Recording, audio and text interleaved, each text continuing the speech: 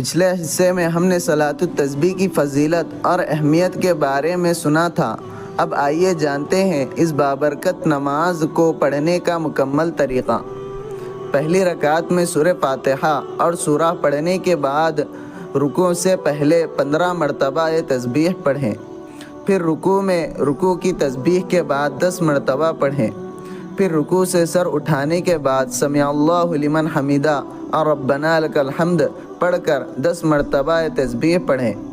پھر پہلے سجدے میں سجدے کی تسبیح کے بعد 10 مرتبہ پڑھیں۔ پھر دونوں سجدوں کے درمیان رب اغفر لی پڑھنے کے بعد 10 مرتبہ پڑھیں۔ پھر دوسرے سجدے میں سجدے کی تسبیح کے بعد 10 مرتبہ پڑھیں۔ پھر دوسرے سجدے سے سر اٹھانے کے بعد فوراً کھڑے ہونے کی بجائے تھوڑی دیر بیٹھ جائیں اور 10 مرتبہ تسبیح پڑھیں۔ اس طرح ایک رکعت میں 75 مرتبہ 75 ٹائمز تسبیح مکمل ہو جائے گی۔ اسی طرح باقی 3 رکعتوں میں بھی یہی ترتیب رہے گی، اور دوسری اور چوتھی رکعت کے قاعدے میں پہلے 10 مرتبہ تسبیح پڑھیں، پھر تشہد پڑھیں۔ یاد رکھیں، حدیث کی کتابوں میں صلاۃ التسبیح کا ایک دوسرا طریقہ بھی ذکر کیا گیا ہے، لیکن علماء کے نزدیک پہلا طریقہ زیادہ بہتر ہے، کیونکہ کئی حدیثوں میں اسی طریقے کا ذکر آیا ہے، اور یہ طریقہ رسول اللہ صلی اللہ علیہ وسلم سے زیادہ واضح طور پر ثابت ہے۔ چند اہم مسائل۔ اس نماز کے لیے کوئی خاص صورت مقرر نہیں ہے۔ سورہ فاتحہ کے بعد کوئی بھی سورہ پڑھ سکتے ہیں۔ تسبیح گنتے وقت زبان سے گننا جائز نہیں، کیونکہ اس سے نماز فاسد ہو سکتی ہے۔